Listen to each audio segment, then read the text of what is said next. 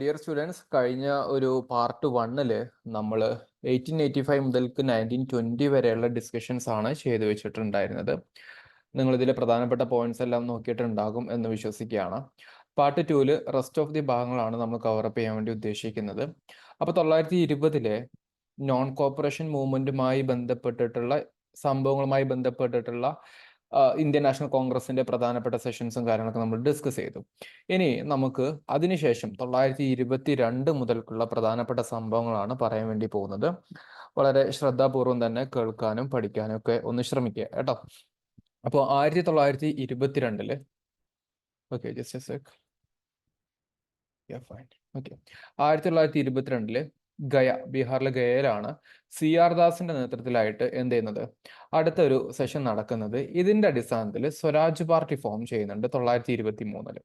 അപ്പോൾ 1923-ല് Swaraj party form ചെയ്യുന്നുണ്ട്. കോൺഗ്രസിന്റെ അകത്ത് നിന്ന് തന്നെ ഉണ്ടാക്കിയിട്ടുള്ള മറ്റൊരു പാർട്ടി ആയിരുന്നു ഈ സ്വരാജ് പാർട്ടി എന്ന് പറയുന്നത്. അങ്ങനെ ഒരു പാർട്ടി ഉണ്ടാകുന്നുണ്ട്. CR ദാസ് പ്ലസ് മോത്തിലാൽ നെഹ്റു തുടങ്ങിയുള്ള കുറച്ച് ആൾക്കാരാണ് അതിന്റെ ലീഡേഴ്സ് ആയിട്ട് വരുന്നത്. കുറച്ചു കാലം മാത്രമേ പാർട്ടിയുടെ ലൈഫൊക്കെ ഉണ്ടായിരുന്നുള്ളൂ കേട്ടോ. അങ്ങനെ ജസ്റ്റ് ഒന്ന് അറിഞ്ഞിരിക്കുക. 1924-ല് പിന്നെ ബെൽഗാം, കർണാടകയിലെ ബെൽഗാമിൽ വെച്ചിട്ട് ഗാന്ധിയുടെ നേതൃത്വത്തിൽ ഒരു INC സെഷൻ നടക്കുന്നുണ്ട്. And this is the only session in which that is presided over by Mahatma Gandhi. Gandhi preside ചെയ്തിട്ടുണ്ടായിരുന്ന ഏക സെഷനും അത് മാത്രമാണ് വരുന്നത്.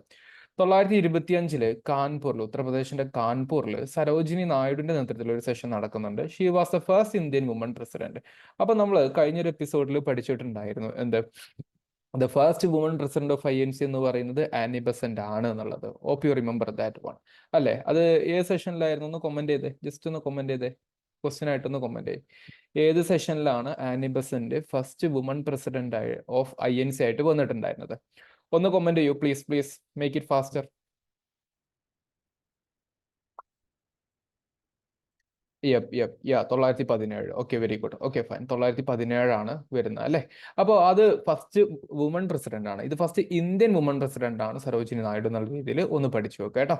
1927 മദ്രാസില് നടന്നിട്ടുണ്ടായിരുന്ന സെഷന് ഡോക്ടർ MA അൻസാരിയാണ് പ്രസൈഡ് ചെയ്തിട്ടുണ്ടായിരുന്നത്. ഏറ്റവും പ്രധാനപ്പെട്ട ഒരു കാര്യം എന്താണെന്ന് വെച്ച് കഴിഞ്ഞാൽ സൈമൺ കമ്മീഷനുമായി ബന്ധപ്പെട്ടുള്ള ചർച്ചകളായിരുന്നു. അപ്പൊ സൈമൺ കമ്മീഷനെ ബോയ്ക്കോട്ട് ചെയ്യണം എന്നുള്ള ചർച്ചയാണ് വരുന്നത്.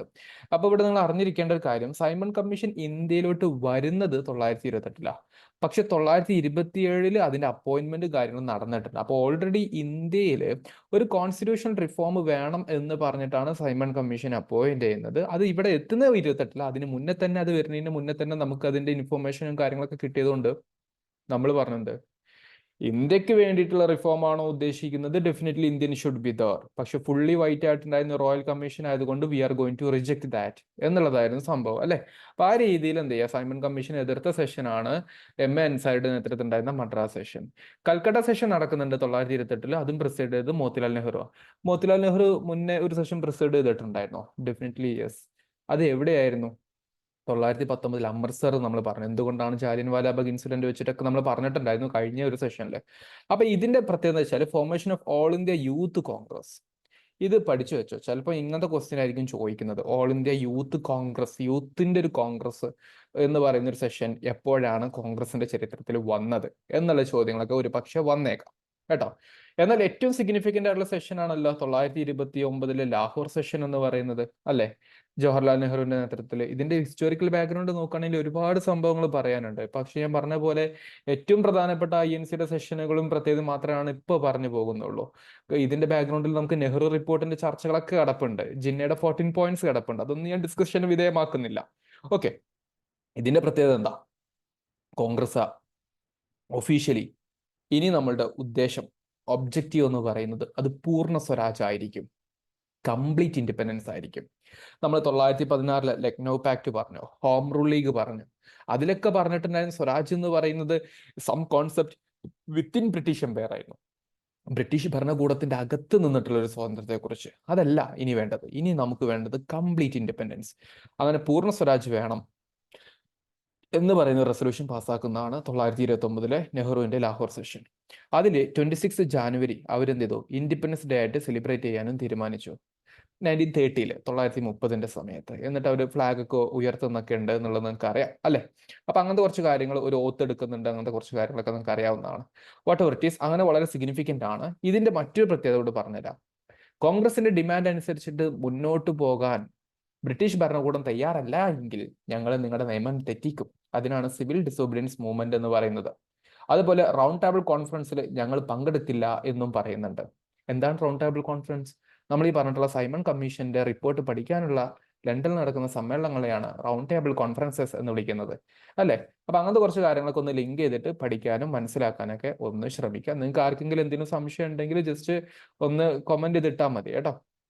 1931 കറാച്ചിയിൽ ഒരു സ്പെഷ്യൽ സെഷൻ നടക്കുന്നുണ്ട് മക്കളെ. കറാച്ചിയിലെ സ്പെഷ്യൽ സെഷൻ സർദാർ വല്ലഭായ് പട്ടേലിന്റെ നേതൃത്വത്തിലാണ് നടക്കുന്നത്. ഇത് പഠിച്ചു വെക്കണം, ഇമ്പോർട്ടന്റ് ആണ്. കാരണം ഈ സെഷൻ വിളിച്ചു കൂട്ടാണ്ടായിരുന്ന റീസൺ, ഒന്നാം റൗണ്ട് ടേബിൾ കോൺഫറൻസിൽ ഗാന്ധി പങ്കെടുക്കാത്തത് കൊണ്ട് ഒന്നാം റൗണ്ട് ടേബിൾ കോൺഫറൻസ് അത്ര സക്സസ്ഫുൾ ആയില്ല എന്ന് ബ്രിട്ടീഷ് ഭരണകൂടം വിലയിരുത്തുകയും ഗാന്ധി വരണം എന്ന് പറഞ്ഞു. അപ്പൊ ഗാന്ധി എവിടെയായിരുന്നു? ജയിലിലായിരുന്നു. കാരണം എന്താ? സോൾട്ട് സത്തേരയുടെ ഭാഗമായിട്ട്. അപ്പൊ ഗാന്ധിയെ ജയിലിൽ നിന്നും റിലീസ് ചെയ്തിട്ട് അന്നത്തെ വൈസ്രോയി ആയിട്ടുണ്ടായിരുന്ന ഇർവിന്റെ ഡൽഹിയിലെ ബംഗ്ലാവിൽ വെച്ച് കൂടി ചേർന്ന ഒരു ചർച്ചയൊക്കെ നടക്കുന്നുണ്ട്. അതിനാണ് ഗാന്ധി ഇർവിൻ പാക്ട് എന്ന് പറയുന്നത്. അതിൽ ഇർവിൻ പറഞ്ഞു എന്ത്? ഗാന്ധി പോകണം. അപ്പൊ ഗാന്ധി പറഞ്ഞത് സമരക്കാരൊക്കെ റിലീസാക്കണം, ജയിലിൽ നിന്ന് വിടണം എന്ന് പറഞ്ഞു. അങ്ങനത്തെ ഒരു പാക്ട് ഉണ്ടായിരുന്നു, ഗാന്ധി ഇർവിൻ പാക്ട് എന്ന് പറയുന്നത്. അത് അംഗീകരിക്കുന്നതാണ് 1931 കറാച്ചി സെഷൻ. ഇതിന് മറ്റൊരു പ്രത്യേകത കൂടെ ഉണ്ട്. ഭഗത് സിംഗിനെയും സുഖദേവിനെയും രാജഗുരുവിനെയും തൂക്കിലേറ്റുന്നത് ഈ സെഷൻ നടന്നുകൊണ്ടിരിക്കുന്ന സമയത്ത്, അല്ലെങ്കിൽ ഈ സെഷൻ നടക്കുമ്പോൾ ഇവർ തൂക്കിലേറ്റപ്പെട്ടിട്ടുണ്ടായിരുന്നു എന്നുള്ള കാര്യം കൂടി ഒന്ന് അറിഞ്ഞിരിക്കുക. പിന്നെ ഇതിൽ എന്ത് ചെയ്തിട്ടുണ്ടായിരുന്നു? ഫണ്ടമെന്റൽ റൈറ്റ്സും നാഷണൽ ഇക്കണോമിക് പ്രോഗ്രാമിന്റെയും റെസൊല്യൂഷൻസ് പാസ്സാക്കുന്നുണ്ട്. ഇങ്ങനത്തെ കുറച്ച് കാര്യങ്ങളൊന്നും അറിഞ്ഞിരുന്നുള്ളൂ. Fundamental rights, national economic programme തുടങ്ങിയിട്ടുള്ളത്. കാരണം ഇങ്ങനത്തെ ചില ടോപ്പിക്ക് വെച്ചിട്ടും ചോദ്യങ്ങൾ ഒരുപക്ഷെ പരീക്ഷയ്ക്ക് വന്നേക്കാം. ഓക്കെ. പിന്നെ 1936 മറ്റൊരു സെഷനാണ് ലക്നൌവിൽ നടക്കുന്ന session, again under Jawaharlal Nehru. അതിൽ നെഹ്റുവിന്റെ സോഷ്യലിസ്റ്റ് ഐഡിയാസ് കുറച്ചുകൂടെ പുറത്തോട്ട് വരുന്നുണ്ട്, അല്ലെങ്കിൽ സോഷ്യലിസത്തിന് കുറച്ചുകൂടെ നെഹ്റു ഇമ്പോർട്ടൻസ് കൊടുത്തിട്ടുണ്ടായിരുന്നു. അതിന് മറ്റു പൊളിറ്റിക്കൽ റീസൺസ് ഉണ്ട്. 1935 ഗവൺമെന്റ് ഓഫ് ഇന്ത്യ ആക്ട് പ്രകാരം ഇലക്ഷൻസ് ഡിക്ലെയർ ചെയ്തിട്ടുണ്ടായിരുന്നു. അപ്പൊ ജനങ്ങളുടെ, സാധാരണക്കാരായിട്ടുള്ള ജനങ്ങളെ അട്രാക്ട് ചെയ്യിപ്പിക്കണമെന്നുണ്ടെങ്കിൽ ജനങ്ങൾക്ക് ഉപകാരമുള്ള സോഷ്യലിസ്റ്റ് ആശയങ്ങൾ സംസാരിക്കണം. അങ്ങനത്തെ ചില ആശയങ്ങളുടെ വക്താവ് തന്നെയായിരുന്നു നെഹ്റു എന്നുള്ളത് നമുക്ക് 1920 മുതൽക്ക് കാണാൻ പറ്റും. അത് ഇവിടെ റിഫ്ലക്ട് ചെയ്തിട്ടുണ്ടായിരുന്നു എന്നാണ് പറഞ്ഞതിന്റെ ചുരുക്കം. ഒന്ന് പെട്ടെന്നൊന്ന് വായിച്ചു നോക്കിക്കേ, ഒന്ന് ഒഴിച്ചു നോക്കിക്കേ, ഏറ്റവും സിഗ്നിഫിക്കന്റ് ആയിട്ടുള്ള ചില ഫേസുകളും കാര്യങ്ങളും.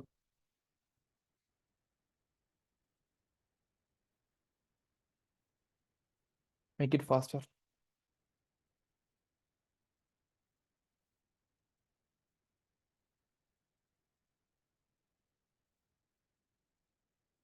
Okay, fine.